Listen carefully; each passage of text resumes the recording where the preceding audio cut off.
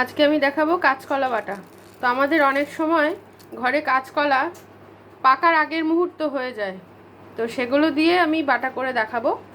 রসুন, কালো জিরে, শুকনো লঙ্কা দিয়ে বেটে নেব কাঁচকলা।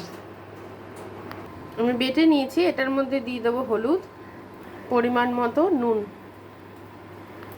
তেলের মধ্যে কালো জিরে দিয়ে দিলাম। এবারে পেস্টটা দিয়ে দেবো। এবার এটাকে নাড়তে হবে।